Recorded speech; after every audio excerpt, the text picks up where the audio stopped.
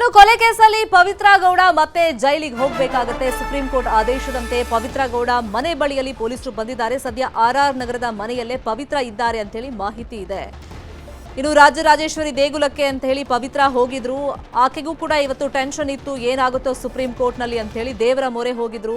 ರಾಜರಾಜೇಶ್ವರಿ ದೇಗುಲಕ್ಕೆ ಅಂತ ಪವಿತ್ರ ಹೋಗಿದ್ರು. ಅವ್ರ ದೇವಸ್ಥಾನದಲ್ಲಿ ಇದ್ದಾಗಲೇ ಬೇಲ್ ರದ್ದು ಅಂತ ಹೇಳಿ ಸುಪ್ರೀಂ ಕೋರ್ಟ್ನಿಂದ ಆದೇಶ ಪ್ರಕಟವಾಗಿದೆ.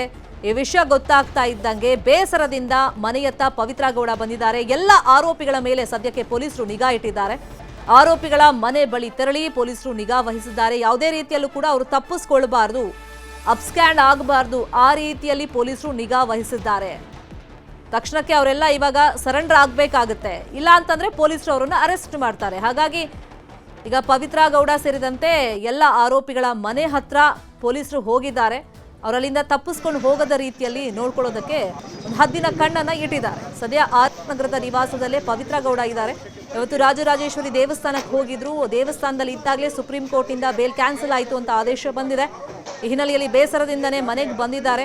ಸೊ ಎಷ್ಟೊತ್ತಿಗೆ ಇವರು ಸರೆಂಡರ್ ಆಗ್ತಾರೆ ಅನ್ನೋದನ್ನ ನೋಡಬೇಕಾಗುತ್ತೆ. ಹಾಗಾಗಿ ಮನೆಯಿಂದ ಅವರೆಲ್ಲೂ ಎಸ್ಕೇಪ್ ಆಗದ ರೀತಿಯಲ್ಲಿ ಪೊಲೀಸರು ಹದ್ದಿನ ಕಣ್ಣಿಟ್ಟಿದ್ದಾರೆ. ದೃಶ್ಯಗಳಲ್ಲಿ ಗಮನಿಸ್ತಾ ಇದ್ದೀವಿ. ಭರತ್ ರೆಡ್ಡಿ ಬರೋ ಮೂಲಕ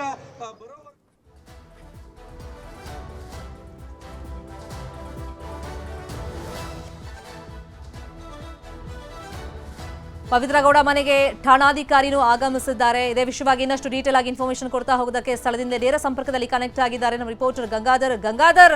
ಇವಾಗ 7 ಆರೋಪಿಗಳ ಬೇಲ್ ಕ್ಯಾನ್ಸಲ್ ಆಗಿದೆ. ಅವರೆಲ್ಲ ಯಾವಾಗ ಸರೆಂಡರ್ ಆಗಬಹುದು ಅಂತೇಳಿ ನಿರೀಕ್ಷೆಗಳಿದೆ, ತಯಾರಿಗಳು ಹೆಂಗಿದೆ? ಎಸ್ಪೆಷಲಿ ಈಗ ಪವಿತ್ರ ಗೌಡ ಮನೆಗೆ ಠಾಣಾಧಿಕಾರಿ ಸೇರಿದಂತೆ ಪೊಲೀಸ್ ಸಿಬ್ಬಂದಿ ಬಂದಿದ್ದಾರೆ. ಸೊ ಈ ನಿಟ್ಟಿನಲ್ಲಿ ಅಲ್ಲಿ ಪ್ರಕ್ರಿಯೆಗಳು ಏನ್ ನಡೀತಾ ಇದೆ? ಶಮಿತಾ ಶೆಟ್ಟಿ, ಸುಪ್ರೀಂ ಕೋರ್ಟ್ ಅಲ್ಲಿ ಬೇಲ್ ರದ್ದಾದಂತಹ ಬೆನ್ನಲ್ಲೇ ಪ್ರಮುಖವಾಗಿ ಬಹಳ ನಿರೀಕ್ಷೆ ಇತ್ತು, ಒಂದು ನ್ಯಾಯ ಸಿಗುತ್ತೆ ಅನ್ನೋ ರೀತಿಯಲ್ಲಿ. ಆದ್ರೆ ಅದು ಆ ಬಗ್ಗೆ ನ್ಯಾಯ ಸಿಗುತ್ತೆ ಅಂತೇಳಿ ಪವಿತ್ರ ಗೌಡ ಒಂದು ಸ್ಟೇಟಸ್ ಕೂಡ ಹಾಕೊಂಡಿದ್ರು. ಆದ್ರೆ ಈ ಬೆಳವಣಿಗೆ ಆದಂತ ನಂತರ ಮತ್ತೆ ಅವರು ರಾಜರಾಜೇಶ್ವರಿ ದೇವಸ್ಥಾನಕ್ಕೆ ಹೋಗಿ ಒಂದು ಅಲ್ಲಿ ದರ್ಶನವನ್ನ ಮಾಡಿಕೊಂಡು ಪೂಜೆ ಮಾಡಿಸ್ಕೊಂಡು ಈಗ ಮತ್ತೆ ಮನೆಗೆ ಬಂದಿರುವಂತದ್ದು ನೋಡ್ಬೋದು. ಸದ್ಯ ಈಗ ಇದು ಪವಿತ್ರ ಗೌಡ ಆರ್ ನಗರದಲ್ಲಿರುವಂತಹ ಮನೆ. ಈ ಒಂದು ಮನೆಯಲ್ಲೇ ಈಗ ಸದ್ಯ ಪವಿತ್ರ ಗೌಡ ಇರುವಂತದ್ದು. ಮತ್ತೆ ಇಲ್ಲಿ ಸದ್ಯಕ್ಕೆ ಆರ್ ನಗರ ಠಾಣಾಧಿಕಾರಿ ಆಗಿರುವಂತಹ ಇನ್ಸ್ಪೆಕ್ಟರ್ ಶಿವಕುಮಾರ್ ಕೂಡ ಈಗ ಸದ್ಯಕ್ಕೆ ಈಗ ಅಲ್ಲಿ ಮನೆ ಹತ್ರ ಬಂದಿರುವಂತದ್ದು. ಮತ್ತೆ ಮುಫ್ತಿಯಲ್ಲಿ ಕೆಲ ಪೊಲೀಸ್ ಸಿಬ್ಬಂದಿಗಳು ಕೂಡ ಬಂದಿದ್ದಾರೆ. ಯಾಕಂದ್ರೆ ಲಾ ಅಂಡ್ ಆರ್ಡರ್ ಪ್ರಾಬ್ಲಮ್ ಏನೋ ಆಗಬಾರ್ದು ಅಂತೇಳಿ. ಯಾಕಂದ್ರೆ ಈ ಒಂದು ಸಂದರ್ಭದಲ್ಲಿ ಎಲ್ಲರೂ ಕೂಡ ಜಮಾವಣೆ ಆಗುವಂಥದ್ದು, ಅಭಿಮಾನಿಗಳು ಬರುವಂಥದ್ದು, ಈ ರೀತಿ ಯಾವುದೇ ಸಮಸ್ಯೆಗಳಾಗಬಾರ್ದು ಅಂತೇಳಿ ಹೆಚ್ಚುವರಿಯಾಗಿ ಪೊಲೀಸರನ್ನ ಇಲ್ಲಿ ಬಂದೋಬಸ್ತ್ಗೆ ನಿಯೋಜನೆ ಮಾಡ್ಕೊಂಡಿರುವಂಥದ್ದು. ಅಲ್ಲದೆ ಈಗ ಇನ್ಸ್ಪೆಕ್ಟರ್ ಕೂಡ ಅವರು ಮಾಹಿತಿ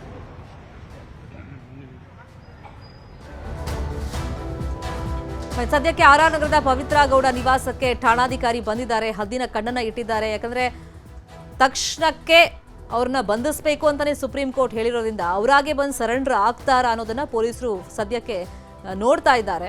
ಸೊ ಇವತ್ತು ಬೆಳಗ್ಗೆ ನಾವು ಗಮನಿಸಿದಂಗೆ ಅವರು ರಾಜರಾಜೇಶ್ವರಿ ದೇವಸ್ಥಾನಕ್ಕೆ ಹೋಗಿದ್ರು. ನಿನ್ನೆ ಜಸ್ಟಿಸ್ ಕುರಿತಂತೆ ಅವರೊಂದು ಪೋಸ್ಟನ್ನು ಕೂಡ ಹಾಕಿದ್ರು. ಸೊ ಇವತ್ತು ಬೇಲ್ ಕಂಟಿನ್ಯೂ ಆಗುತ್ತೆ ಅನ್ನೋ ನಿರೀಕ್ಷೆಯಲ್ಲಿ ಪವಿತ್ರ ಗೌಡ ಸೇರಿದಂತೆ ಇತರೆ ಆರೋಪಿಗಳು ಇದ್ರು. ದೇವರ ಮೊರೆ ಕೂಡ ಹೋಗಿದ್ರು. ಆದರೆ ಅವ್ರ ದೇವಸ್ಥಾನದಲ್ಲಿ ಇದ್ದಂಥ ಸಂದರ್ಭದಲ್ಲಿ ಸುಪ್ರೀಂ ಕೋರ್ಟ್ನಿಂದ ಆದೇಶ ರದ್ದಾಗಿದೆ ಅಂತ ಸುದ್ದಿ ಅವ್ರಿಗೆ ತಿಳಿತಾ ಇದ್ದಾಗೆ ಬೇಸರದಿಂದ ಮನೆಗೆ ಬಂದಿದ್ದಾರೆ. ಈಗ ಮನೆ ಮುಂದೆ ಪೊಲೀಸ್ ಸಿಬ್ಬಂದಿಗಳನ್ನು ಗಮನಿಸ್ತಾ ಇದ್ದೀವಿ. ಸಿವಿಲ್ ಡ್ರೆಸ್ಸಲ್ಲಿದ್ದಾರೆ, ಠಾಣಾಧಿಕಾರಿನೂ ಕೂಡ ಅಲ್ಲಿದ್ದಾರೆ. ಸೊ ಈಗ ಅವರು ಎಷ್ಟೊತ್ತಿಗೆ ಸರೆಂಡರ್ ಆಗ್ತಾರೆ ಅನ್ನುವಂಥದ್ದು ಕುತೂಹಲದ ಜೊತೆಗೆ ಅಕಸ್ಮಾತ್ ಅವ್ರೇನಾದರೂ ಅಬ್ಸ್ಕ್ಯಾಂಡ್ ಆಗೋಕೆ ಏನಾದರೂ ಪ್ರಯತ್ನ ಪಟ್ಟರೆ ಅವ್ರನ್ನ ಇಮಿಡಿಯೇಟ್ ಆಗಿ ಅರೆಸ್ಟ್ ಮಾಡುವಂಥ ನಿಟ್ಟಿನಲ್ಲೂ ಕೂಡ ಪೊಲೀಸರು ಎಲ್ಲ ತಯಾರಿಗಳನ್ನು ಮಾಡ್ಕೊಂಡಿದ್ದಾರೆ. ಈ ಬಗ್ಗೆ ಇನ್ಫಾರ್ಮೇಶನ್ ಕೊಡ್ತಾ ಇದ್ರು ನಮ್ಮ reporter Gangadhar please go ahead. Yes Sharmita Shetty, ಈಗ ಪ್ರಮುಖವಾಗಿ ಮನೆಯ ಮುಂಭಾಗದಲ್ಲಿ ನೋಡಬಹುದು ಮುಫ್ತಿಯಲ್ಲಿ ಅವರ ಪೊಲೀಸರು ಕೂಡ ಬಂದಿದ್ದಾರೆ. ಬಂದು ಅಲ್ಲಿ ಮನೆ ಬಳಿ ಪವಿತ್ರ ಗೌಡರನ್ನ ಭೇಟಿ ಮಾಡಿದ್ರು. ಭೇಟಿ ಮಾಡಿದಂತ ನಂತರ ಮನೆ ಬಿಟ್ಟು ಹೊರಗಡೆ ಹೋಗದಂತೆ ಸೂಚನೆಯನ್ನ ಕೊಟ್ಟಿದ್ದಾರೆ. ಆದ್ರೆ ಇಲ್ಲಿ ಇರುವಂತಹ ಅವಕಾಶಗಳೇನು ಮತ್ತೆ ಏನು ಸೂಚನೆಗಳಿರುತ್ತೆ ಅಂತಂದ್ರೆ ಪ್ರಮುಖವಾಗಿ ಆರೋಪಿಗಳೇ ಹೋಗಿ ಕೋರ್ಟ್ಗೆ ಸರೆಂಡರ್ ಆಗಬೇಕಾಗುತ್ತೆ.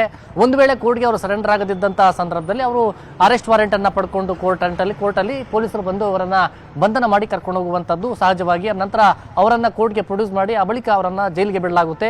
ಈಗ ಸದ್ಯದ ಮಟ್ಟಿಗೆ ಇಲ್ಲಿ ಲಾ ಅಂಡ್ ಆರ್ಡರ್ ಅಂದ್ರೆ ಯಾಕಂದ್ರೆ ಅಭಿಮಾನಿಗಳು ಅವರು ಹೆಚ್ಚುವರಿಯಾಗಿ ಇಲ್ಲಿ ಸೇರ್ಕೊಂಡು ಸಮಸ್ಯೆಗಳಾಗಬಾರ್ದು ಅನ್ನೋ ಕಾರಣಕ್ಕೋಸ್ಕರ ಇಲ್ಲಿ ಸಾರ್ವಜನಿಕರು ಸಹಜವಾಗಿ ಎಲ್ಲ ಬಂದು ಇಲ್ಲಿ ಬರ್ತಾ ಇದ್ದಾರೆ. ಯಾಕಂದ್ರೆ ರೇಣುಕಾ ಸ್ವಾಮಿಯ ಕೊಲೆ ಪ್ರಕರಣ ಆದ ನಂತರ ಯಾವುದೇ ರೀತಿಯಾದ ಅವ್ರಿಗೆ ಜಾಮೀನು ಸಿಕ್ಕೋ ಕೆಲ ದಿನಗಳಾದಂಥ ನಂತರ ಯಾವುದೇ ಬೆಳವಣಿಗೆಗಳಾಗಿರಲಿಲ್ಲ. ಆದರೆ ಈಗ ಸುಪ್ರೀಂ ಕೋರ್ಟಲ್ಲಿ ಇಷ್ಟು ಮಹತ್ವದ ಒಂದು ತೀರ್ಪು ಬಂದಿರುವಂಥದ್ದು ಮತ್ತೆ ಆರೋಪಿಗಳ ಒಂದು ವಿಚಾರದಲ್ಲಿ ಒಂದು ತರಾಟೆಗೆ ತೆಗೆದುಕೊಂಡಿರುವಂಥ ಒಂದು ಪ್ರಕ್ರಿಯೆಗಳು ಇವೆಲ್ಲ ಬೆಳವಣಿಗೆಗಳನ್ನ ಗಂಭೀರವಾಗಿ ತೆಗೆದುಕೊಂಡಿರುವಂಥ ಸುಪ್ರೀಂ ಕೋರ್ಟ್ ಈ ಬಗ್ಗೆ ಒಂದು ತರಾಟೆಯನ್ನು ತೆಗೆದುಕೊಂಡಿದೆ. ಈಗ ಸದ್ಯ ಈ ಒಂದು ತೀರ್ಪಿನ ವಿಚಾರವಾಗಿ ಸಾಕಷ್ಟು ಒಂದು ಕುತೂಹಲ ಇರುವಂಥದ್ದು ಮತ್ತೆ ಈಗ ಪವಿತ್ರ ಗೌಡ ಆತಂಕದಲ್ಲಿರುವಂಥದ್ದು ಮತ್ತೆ ಏನ್ ಬೆಳವಣಿಗೆ ಆಗುತ್ತೆ ಅಂತ ಹೇಳಿ ಈಗ ಅವರ ವಕೀಲರ ಜೊತೆ ಅವರು ಚರ್ಚೆಯನ್ನು ನಡೆಸ್ತಾ ಇದ್ದಾರೆ. ಅಂದ್ರೆ ನೇರವಾಗಿ ಕೋರ್ಟ್ಗೆ ಹೋಗಿ ಸರೆಂಡರ್ ಆಗಬೇಕಾ ಅಥವಾ ಅದನ್ನು ಹೊರತುಪಡಿಸಿ ಇಲ್ಲಿ ಪೊಲೀಸ್ ಸ್ಟೇಷನ್ಗೆ ಹೋಗಿ ಪೊಲೀಸರ ಮೂಲಕವಾಗಿ ಸರೆಂಡರ್ ಆಗುತ್ತಾ ಅಂತೇಳಿ ಈಗ ಅವರು ಲೀಗಲ್ ಒಪಿನಿಯನ್ ಓಕೆ, ಅಲ್ಲಿ ಏನು ಪ್ರಕ್ರಿಯೆಗಳು ನಡೆಯುತ್ತೆ ನಂತರ ಫಾಲೋ ಅಪ್ ಮಾಡೋಣ. ಥ್ಯಾಂಕ್ ಯು ಸೋ ಮಚ್ ಈ ಕ್ಷಣದ ಮಾಹಿತಿಯನ್ನು ಕೊಟ್ಟಿದ್ದಕ್ಕೆ. ಈ ಪ್ರಕ್ರಿಯೆಗಳು ಹೆಂಗಿರುತ್ತೆ, ಮುಂದೆ ಕಾನೂನಲ್ಲಿ ಹೋರಾಟವನ್ನ ಹೆಂಗ್ ನಡೆಸ್ತಾ ಹೋಗ್ಬೇಕಾಗತ್ತೆ, ಆರೋಪಿಗಳು ಯಾವಾಗ ಸರೆಂಡರ್ ಆಗಬೇಕು ಇಂತಹ ಪ್ರಕರಣಗಳಲ್ಲಿ, ಸೊ ಈ ಬಗ್ಗೆ ಇನ್ನಷ್ಟು ಡೀಟೇಲ್ ಆಗಿ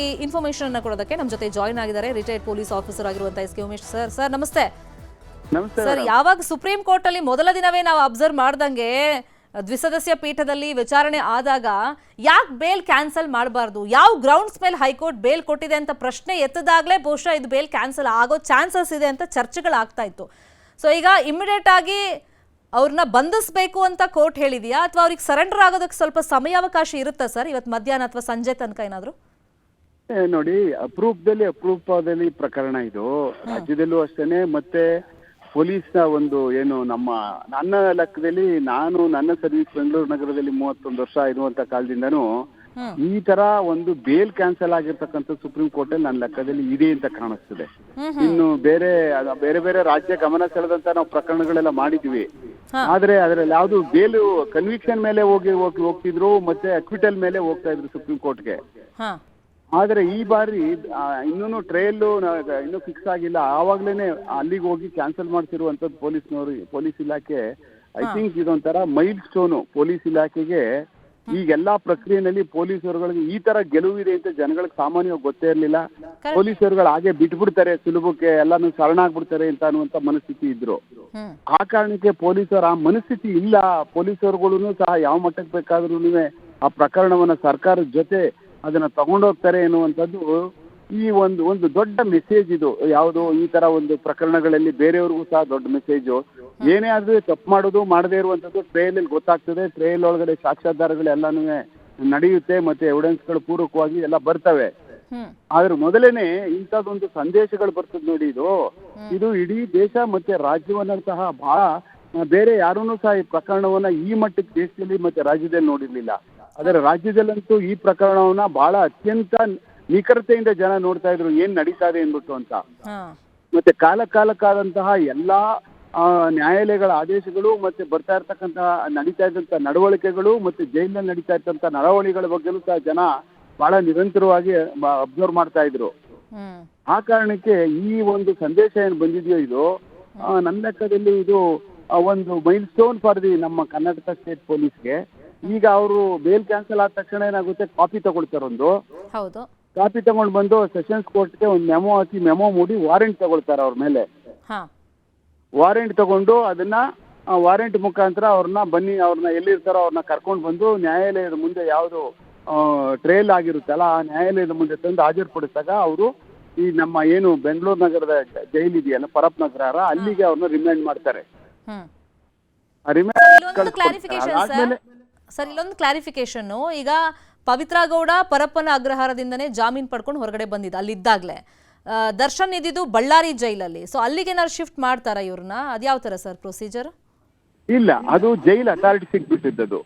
ಈ ಜೂರಿಸಿಕ್ಷನಲ್ ಜೈಲ್ ಏನಿದೆಯಲ್ಲ ಅವ್ರದ್ದು, ಏನು ಇಲ್ಲಿ ಬೆಂಗಳೂರು ನಗರದಲ್ಲಿ ನಡೆದಂತ ಈ ಪ್ರಕರಣಕ್ಕೆ ಜೂರಿಸಿಕ್ಷನ್ ಏನಿದೆಯಲ್ಲ ಅದಕ್ಕೆ ಏನ್ ಮಾಡ್ತಾರೆ, ಈ ಕೋರ್ಟ್ ಇಲ್ಲಿಗೆ ಆದೇಶ ಮಾಡುವಂತದ್ದು. ಜೂರಿಸಿಕ್ಷನಲ್ ಕೋರ್ಟ್ ಈ ಪರಪ್ನಾಗ್ರಹಕ್ಕೆ ಮಾಡುತ್ತೆ. ಅದಾದ್ಮೇಲೆ ಜೈಲ್ ಅಥಾರಿಟೀಸ್ಗಳು ಆಮೇಲೆ ಬೇರೆ ಬೇರೆ ಜೈಲಿಗೆ ಕಳಿಸ್ತಕ್ಕಂತ ಅವ್ರಿಗೆ ಅಧಿಕಾರ ಇದೆ. ಆ ಕಾರಣಕ್ಕೋಸ್ಕರನೇ ಅವ್ರನ್ನ ದಸ್ತಗಿರಿ ಮಾಡಾದ್ಮೇಲೆ ಅವ್ರನ್ನೆಲ್ಲರೂ ಸಹ ಪರಪ್ನಾಗ್ರಹ ಜೈಲಿಗೆ ಕಳಿಸ್ಕೊಡ್ತಾರೆ. ಬಹುಶಃ ಇಲ್ಲಿ ದಯಾನಂದ್ ಅವ್ರನ್ನ ನಾವು ಈ ಸಂದರ್ಭದಲ್ಲಿ ನೆನಪು ಮಾಡ್ಕೊಳ್ಳೇಬೇಕಾಗತ್ತೆ ಸರ್. ಅಂದ್ರೆ ಜನಸಾಮಾನ್ಯರು ಆ ಸಂದರ್ಭದಲ್ಲಿ ಪೊಲೀಸ್ ಅಧಿಕಾರಿಗಳ ಕಾರ್ಯವೈಖರಿ ಬಗ್ಗೆ ಮತ್ತೆ ಎಷ್ಟು ಫಾಸ್ಟ್ ಆಗಿ ಕೆಲಸ ಮಾಡಿದ್ರು, ಸಾಕ್ಷಿಗಳನ್ನು ಕಲೆ ಹಾಕಿದ್ದು, ದರ್ಶನ್ರನ್ನ ಅರೆಸ್ಟ್ ಮಾಡಿದ್ದೆ ದೊಡ್ಡ ಸುದ್ದಿಯಾಗಿತ್ತು ಆ ಸಂದರ್ಭದಲ್ಲಿ. ಅಂದ್ರೆ ನೀವು ಹೇಳ್ದಂಗೆ ಆರಂಭದಲ್ಲಿ ಪೊಲೀಸರು ಮನಸ್ಸು ಮಾಡಿದ್ರೆ ಎಂಥ ಪ್ರಕರಣಗಳನ್ನ ಬೇಕಾದ್ರೂ ಭೇದಿಸಬಹುದು, ಎಷ್ಟರ ಮಟ್ಟಿಗೆ ಬೇಕಾದ್ರೂ ಒಂದು ಕೇಸನ್ನು ತಗೊಂಡು ಹೋಗಬಹುದು ಅನ್ನೋದಕ್ಕೊಂದು ನಿದರ್ಶನ ಆಗಿದ್ದು ಈ ಪ್ರಕರಣ. ಹೌದು, ದಯಾನಂದ್ ಸಾಹೇಬ್ರಿಗೆ ಎರಡು ಮಾತಿಲ್ಲ. ದಯಾನಂದ್ ಸಾಹೇಬ್ರು ಬಹಳ ಕರ್ನಾಟಕ ಕಂಡ ಅತ್ಯಂತ ಅದ್ಭುತವಾದಂತ ಬಹಳ ಶಿಸ್ತಿನ ಅಧಿಕಾರಿ ಸಾಹೇಬ್ರು. ನಾವೆಲ್ಲ ಅವ್ರ ಕೆಳಗಡೆ ಕೆಲಸ ಮಾಡಿದೀವಿ. ಅವರು ಬಹಳ ಅತ್ಯಂತ ಕಠಿಣ ಇರ್ತಾರೆ, ಮತ್ತೆ ಯಾವುದೇ ಕಾರಣಾಂತರಕ್ಕೂ ಎಲ್ಲೂ ಸಹ ಲವಲೇಶ ತಪ್ಪಾಗದೇ ಇರೋ ತರ ನೋಡ್ಕೊಳ್ತಾರ ಅವರು. ಆ ಕಾರಣಕ್ಕೋಸ್ಕರನೇ ಆ ಪ್ರಕರಣ ಒಂದು ಲಾಜಿಕಲ್ ಎಂಡ್ ಮುಟ್ಟಿದ್ದು. ಇಲ್ಲ ಅಂತ ಅಂದ್ರೆ ಬೇರೆಯವ್ರು ಮಾಡಲ್ಲ ಅಂತ ಅಲ್ಲ, ಬಟ್ ಒಬ್ಬೊಬ್ರು ಬಂದ್ರೆ ಒಂದೊಂದು ತರ ಪ್ರಕರಣಗಳನ್ನ ನೋಡ್ತಾರೆ. ಆ ಇದ್ರಲ್ಲಿ ನಮ್ಮ ದಯಾನಂದ್ ಸಾಹೇಬ್ರು ನೋಡಿದಂತದ್ದು ಪ್ರಕರಣವನ್ನ ಬಹಳ ಅತ್ಯಂತ ಬಹಳ ಕ್ಲೋಸ್ ಆಗಿ ಮಾನಿಟರ್ ಮಾಡಿದಂತ ಪ್ರಕರಣ ಅದು. ಆ ಕಾರಣಕ್ಕೆ ಇದು ಲಾಜಿಕಲ್ ಎಂಡ್ ಹೋಗಿ ಸೇರ್ಕೊಳ್ತಿದ್ದು. ನೋಡೋಣ ಇವಾಗ ಇನ್ ಮುಂದೆ ಟ್ರಯಲ್ಗಳು ಅದೇ ಕೋರ್ಟ್ಗಳಲ್ಲಿ ಪ್ರಾರಂಭ ಆಗುವಂತದ್ದಾಗ್ತವೆ. ಎಷ್ಟು ಬೇಗ ಟ್ರಯಲ್ಗಳು ನಡೀತವೆ, ಹಾಗೆ ಟ್ರಯಲ್ಗಳು ಬರ್ತವೆ ಅಂತ ಅನ್ನೋದು ಇಂಪಾರ್ಟೆಂಟು. ಬಟ್ ಇನ್ನು ಬೇಲ್ ಸಂಬಂಧಪಟ್ಟಂತ ವಿಚಾರದಲ್ಲಿ ಇನ್ ಎಲ್ಲಾ ಬಾಗಿಲುಗಳು ಬಂದಾಗಿದೆ ಅವ್ರಿಗೆ. ಈಗ 6 ತಿಂಗಳ ತನಕ ಏನು ಅವಕಾಶ ಇಲ್ಲ, ಆಮೇಲೆ ಬೇಕಾದ್ರೆ ಬೇಲಿಗೆ ಅಪ್ಲೈ ಮಾಡ್ಕೋಬಹುದಾ, ಅದು ಹೆಂಗ್ ಸರ್? ಹೌದು, ನೋಡಿ ಏನಾದ್ರೂ ಬೇರೆ ಬೇರೆ ಗ್ರೌಂಡ್ಸ್ ಗಳಲ್ಲಿ ಹೋಗೋಕೆ ಸಾಧ್ಯತೆಗಳು ಇರ್ತವೆ. ಆ ಕಾರಣಕ್ಕೋಸ್ಕರ ಯಾವ ಗ್ರೌಂಡ್ಸ್ ಮೇಲೆ ಹೋಗಿದ್ದಾರೆ, ಮತ್ತೆ ಈ ಆದೇಶ ಹೆಂಗೆ ಹೊರಬೀಳ್ತದೆ, ಈ ಬೇಲ್ ಆದೇಶ ಅನ್ನುವಂಥದ್ದು ಇಂಪಾರ್ಟೆಂಟೇ. ಏನೇನು ಆದೇಶದಲ್ಲಿ ಯಾವ ತರವಾದಂತ ಅಬ್ಸರ್ವೇಷನ್ ಮಾಡಿದ್ದಾರೆ ಅಲ್ಲಿ ಡಿವಿಷನ್ ಬೆಂಚ್ ಸುಪ್ರೀಂ ಕೋರ್ಟ್ ಅಲ್ಲಿ ಅನ್ನುವಂಥದ್ದು ಬಹಳ ಇಂಪಾರ್ಟೆಂಟ್ ಟಾಸ್ಕ್. ಆ ಕಾರಣಕ್ಕೋಸ್ಕರನೇ ನನ್ನ ಲೆಕ್ಕದಲ್ಲಿ ಬಹಳ ಕ್ಷೀಣ ಅವ್ರದ್ದು ಪರಿಸ್ಥಿತಿ ಕಷ್ಟ ಇದೆ. ಆದಷ್ಟು ಏನು ಟ್ರಯಲ್ಗಳು ನಡೆಸುವಂಥದ್ದು, ಟ್ರಯಲ್ ಒಳಗಡೆ ಸಾಕ್ಷ್ಯಾಧಾರಗಳನ್ನ ಹೇಗಿದಾವೆ ಅದನ್ನ ನ್ಯಾಯಾಲಯದಿಂದ ತಗೊಂಡೋಗಿ ಅದರಲ್ಲಿ ಅವರು ಏನಾದ್ರೂ ಮಾಡೋಕ್ ಸಾಧ್ಯ ಆಗ್ತದೆ. ಬೇರೆ ನನ್ನ ಲೆಕ್ಕದಲ್ಲಿ ಕಷ್ಟ ಆಗ್ತದೆ. But this is my store for police. ಪೊಲೀಸ್ಗಳು ಈ ತರ ಬೆನ್ನಿ ಎತ್ತಿ ಮತ್ತೆ ನಮ್ಮ ಪ್ರಾಸಿಕ್ಯೂಷನ್ ಇಲಾಖೆ, ಸರ್ಕಾರ ಇವುಗಳು ನನ್ನ ಲೆಕ್ಕದಲ್ಲಿ ಸರಿಯಾದಂತ ಕ್ರಮನ ಸರಿಯಾದಂತ ಸಮಯದಲ್ಲೆಲ್ಲ ತಗೋತಾರೆ ಅಂತ ಅನ್ನೋದಕ್ಕೆ ಜನರ ನಂಬಿಕೆಗೆ ಅರ್ಥವಾಗಿದೆ. Okay, thank you Umesh sir ಮಾತನಾಡಿದಕ್ಕೆ. RR ನಗರದ ಪವಿತ್ರಗೌಡ ನಿವಾಸವನ್ನು ಗಮನಿಸ್ತಾ ಇದ್ದೀವಿ. ಇವತ್ತು ಅವರು ರಾಜರಾಜೇಶ್ವರಿ ದೇವಸ್ಥಾನಕ್ಕೆ ಹೋಗಿ ಬಂದಿದ್ರು. ಬಹುಶಃ ಇವಾಗ ಕಾರ್ನಲ್ಲಿ ಹೊರಡ್ತಾ ಇದ್ದಾರೆ. ಇವಾಗಲೇ ಸರೆಂಡರ್ ಆಗ್ತಾರಾ ಅಂತೇಳಿ ಕುತೂಹಲ ಇದೆ. ಯಾಕಂದರೆ ಈಗ ಪೊಲೀಸ್ ಅಧಿಕಾರಿಗಳು ಅಲ್ಲಿ ಬಂದಿದ್ರು, ಸಿಬ್ಬಂದಿನೂ ಅಲ್ಲಿ ಬಂದಿದ್ರು. ಯಾಕಂದರೆ ಅವರು RR ನಗರದ ನಿವಾಸದಲ್ಲೇ ಇದ್ದಾರೆ ಅಂತ ಗೊತ್ತಾಗ್ತಿದ್ದಂಗೆ ಸುಪ್ರೀಂ ಕೋರ್ಟ್ನಿಂದ ಬೇಲ್ ರದ್ದತಿಯ ಆದೇಶ ಬರ್ತಾ ಇದ್ದಂಗೆ ಎಲ್ಲ ಆರೋಪಿಗಳ ಮೇಲೆ ಸದ್ಯಕ್ಕೆ ಪೊಲೀಸರು ಹದ್ದಿನ ಕಣ್ಣನ್ನು ಇಟ್ಟಿದ್ದಾರೆ. ಅದರಂತೆ RR ನಗರದ ನಿವಾಸಕ್ಕೂ ಕೂಡ ಪೊಲೀಸರು ಬಂದಿದ್ರು. ಠಾಣಾಧಿಕಾರಿನೂ ಕೂಡ ಅಲ್ಲೇ ಇದ್ದಾರೆ. ಅಕಸ್ಮಾತ್ ಅವರೇನಾದರೂ ಅಪ್ಸ್ಕ್ಯಾಂಡ್ ಆಗುವಂಥ ಚಾನ್ಸಸ್ ಇದ್ದರೆ ಸೊ ಆ ನಿಟ್ಟಿನಲ್ಲಿ ಹದ್ದಿನ ಕಣ್ಣನ್ನು ಇಡಲಾಗಿತ್ತು. ಸದ್ಯಕ್ಕೆ ಪವಿತ್ರ ಗೌಡ RR ನಗರದ ತಮ್ಮ ನಿವಾಸದಿಂದ ಹೊರಟಿದ್ದಾರೆ. ಮತ್ತೆ ಪವಿತ್ರ ಗೌಡಗೆ ಜೈಲೇ ಗತಿಯಾಗಿದೆ. ಇನ್ಫ್ಯಾಕ್ಟ್ ಇವರು ಸಿಂಗಲ್ ಪೇರೆಂಟ್ ಅನ್ನುವಂಥ ಒಂದು ಸ್ಟ್ರಾಂಗ್ ಪಾಯಿಂಟ್ ವ್ಯಾಲಿಡ್ ಆಗುತ್ತೆ ಅಂತೇಳಿ ಆ ಪಾಯಿಂಟ್ ಮೇಲೇನೆ ಒಂದು ವಾದವನ್ನು ಇವ್ರ ಪರ ವಕೀಲರು ಮಾಡಿದ್ರು. ತನಗೊಬ್ರು ಮಗಳಿದ್ದಾರೆ, ಅವರು ನೋಡ್ಕೊಳ್ಳೋರು ಯಾರೂ ಇಲ್ಲ. ಸೊ ಈ ನಿಟ್ಟಿನಲ್ಲಿ ಕೋರ್ಟ್ ಇದಕ್ಕೆ ಒಂದು ಪರ್ಮಿಷನನ್ನು ಕೊಡಬೇಕು, ಬೇಲ್ ಕ್ಯಾನ್ಸಲ್ ಮಾಡಬಾರ್ದು ಅನ್ನೋ ಪಾಯಿಂಟ್ ವ್ಯಾಲಿಡ್ ಆಗುತ್ತೆ ಅಂತ ಅಂದ್ಕೊಂಡಿದ್ರು. ಆದರೆ ಕಾನೂನಿನ ಮುಂದೆ ಎಲ್ಲರೂ ಒಂದೇ ಅನ್ನೋದನ್ನು ಮತ್ತೆ ನಮ್ಮ ನ್ಯಾಯಾಂಗ ವ್ಯವಸ್ಥೆ ತೋರಿಸ್ಕೊಟ್ಟಿದೆ. ಈ ಪ್ರಕರಣದಲ್ಲಿ A1 ಪವಿತ್ರ ಗೌಡ ಕಾರಣ ಪ್ರಚೋದನೆಯನ್ನ ಈಕೆನೆ ಕೊಟ್ಟಿರೋದು ಅಂತೇಳಿ. ಯಾಕಂದ್ರೆ ಈಕೆಗೆ ರೇಣುಕಾಸ್ವಾಮಿ ಮೆಸೇಜ್ ಅನ್ನ ಮಾಡಿದ್ದು ಬಹುಶಃ ಈಕೆನೆ ಸಾಲ್ವ್ ಮಾಡಿದ್ರೆ ಈ ಪ್ರಕರಣನೇ ನಡೀತಾ ಇರಲಿಲ್ಲ, ಅಥವಾ ರೇಣುಕಾಸ್ವಾಮಿ ಕೊಲೆನೂ ಆಗ್ತಾ ಇರಲಿಲ್ಲ. ಅದನ್ನ ಹ್ಯಾಂಡಲ್ ಮಾಡಿದ ರೀತಿಯಿಂದಾನೇ ಇವತ್ತು 7 ಆರೋಪಿಗಳ ಬೇಲ್ ಕ್ಯಾನ್ಸಲ್ ಆಗಿರೋದು.